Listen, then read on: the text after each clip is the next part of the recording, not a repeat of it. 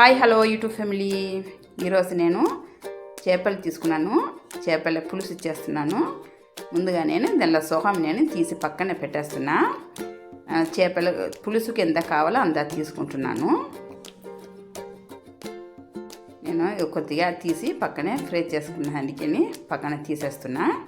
ఇప్పుడు ఇది ఇంకొకసారి మంచి నీళ్ళలో ఇంకోసారి కడిగేసి పక్కనే కడిగేసి పక్కన పెట్టేసిన. ఇప్పుడు దీనికి కావాల్సిన అన్ని మసాలా అన్నీ రెడీగా ముందుగానే తయారు చేసి పెట్టేసినాను. 2 టమాటా కాయలు, 1 ఎర్రగడ్డ తీసుకున్నాను, కొత్తిమీర, పచ్చిమిరపకాయ, చింతపండు పులుసు, అల్లం వెల్లుల్లి పేస్ట్, ఎర్రగడ్డ కూడా తరివి అన్నీ పెట్టి కొబ్బరి కూడా పొడి కొట్టి అది కూడా పక్కన పెట్టేసిన. కావాల్సిన అన్ని మసాలా కూడా పెట్టేసినాను. ధనియా, కారము, పసుపు పొడి, కొద్దిగా గరం మసాలా. దాంతోపాటే ఇప్పుడు ఒక కడాయి పెట్టి దానికి ముందుగానే నేను కొద్దిగా నూనె ఎక్స్ట్రానే వేసుకోవాలి. దీనిలో కొద్దిగా ఆవాలు వేసున్నాను.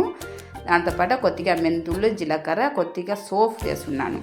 అది కూడా వేసి కొద్దిగా చిట్టుపుట్టు రాన్న తర్వాత ఎర్రగడ్డ, పచ్చిమిరపకాయ ఇవన్నీ వేసి బాగా వేయించుకోవాలి. ఇది కొద్దిగా కలర్ చేంజ్ అయితే సరిపోతుంది.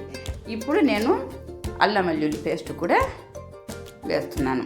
ఇది కూడా కొద్దిగా కలర్ చేంజ్ అయిన తర్వాత ఇప్పుడు నేను మసాలా ఇదన్నీ తీసి పెట్టినాను కదా, మసాలా, ధనియా పొడి, కారం పొడి, పసుపు, గరం మసాలా ఇవన్నీ నూనెలోనే బాగా వేయించుకోవాలి ముందుగా. ఆ తర్వాత కొద్దిగా నేను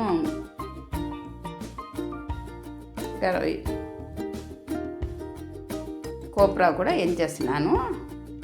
ఆ తర్వాత టమాటా, కొత్తిమీర, కావాల్సిన అన్ని ఉప్పు, మనకు కావాల్సిన కూరకి సరిపోయినమైన ఉప్పు వేసుకోవాలి.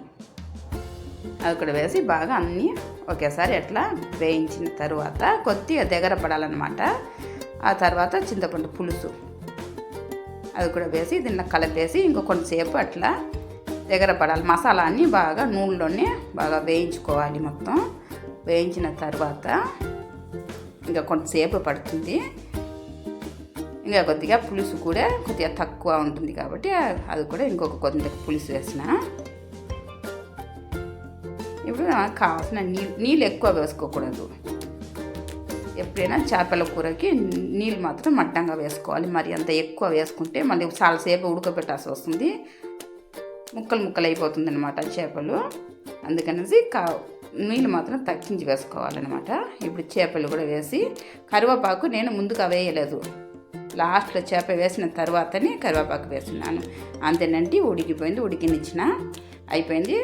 కూర కూడా రెడీ అయిపోయింది.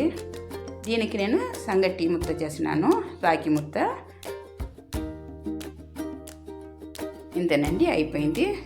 చూడండి, వీడియో పూర్తిగా చూడండి, లైక్ సబ్స్క్రైబ్ చేసుకోండి.